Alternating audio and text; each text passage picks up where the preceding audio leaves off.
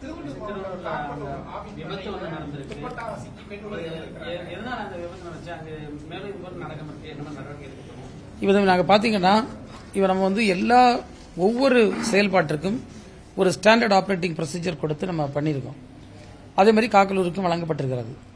அங்கே வந்து அந்த மிஷின்ஸ் வந்து 25 ஆண்டு காலமாக செயல்பட்டு இருக்கு. இதுவரை எந்த ஆக்சிடென்ட்ஸும் வந்ததில்லை. அந்த கன்வேயர் பெல்ட்டில் வந்து இவங்க பக்கத்தில் போச்சுமையும் ஏதோ கொஞ்சம் சரிந்திருப்பார்கள் நினைக்கும். அதில் வந்து கன்வேயர் பெல்ட்டுக்குள்ள இந்த அவங்களுக்கு துப்பட்டா மாட்டிட்டு ரெண்டா கன்வேயர் பெல்ட் இந்த நம்ம இங்கே பார்த்தீங்கன்னா ரொம்ப ஃபாஸ்ட்டாக போகாது.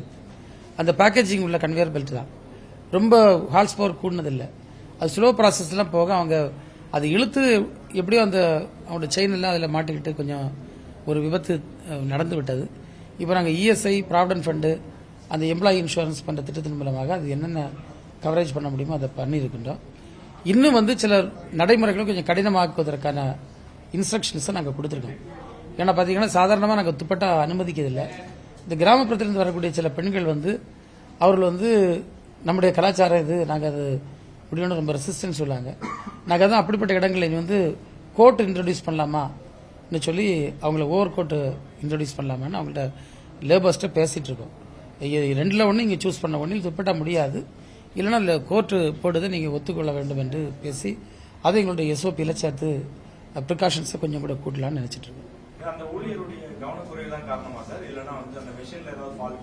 இது 100% அவங்க கவனக்குறைவா இல்லை அவங்க ஒரு ஆக்சிடென்ட் எல்லாம் மாட்டிட்டாங்களா இப்படின்னு தெரியல. ஆனால் வந்து இது சாதாரண நடக்கக்கூடிய விஷயம் அல்ல.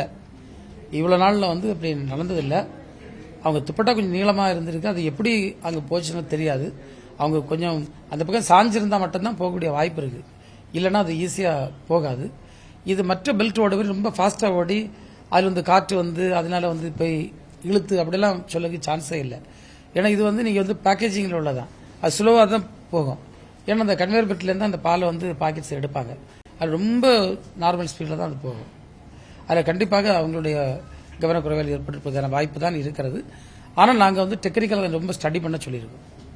எதிர்கட்சி தலைவர் எடப்பாடி பழனிசாமி ட்வீட் போட்டிருக்காரு சம்பந்தமா அந்த பெண்ணுக்கு வந்து உரிய நிவாரணம் கொடுக்கப்படணும்னு சொல்லி ஒரு கோரிக்கை வச்சிருக்காரு. நம்ம துறை சார்பாக கொடுக்கப்படுறது வாய்ப்பு இருக்கா? இருக்கு. அதான் நமக்கு வந்து உடனடியாக நம்முடைய மாவட்ட ஆட்சியருக்கு நம்முடைய எம்டி அவர்கள் தொடர்பு கொண்டு எந்தெந்த திட்டத்தில் அவங்களை கவர் பண்ணி அவங்களுக்கு அதற்கான இழப்பீடு கொடுக்க முடியும் என்பதை ஆராய்ந்து வருகின்றார்கள். அதுக்கான ஏற்பாடை நிச்சயமாக ஆவின் செய்யும். செய்திகளை உடனுக்குடனும் துல்லியமாகவும் தெரிந்து கொள்ள சப்ஸ்கிரைப் பண்ணுங்க.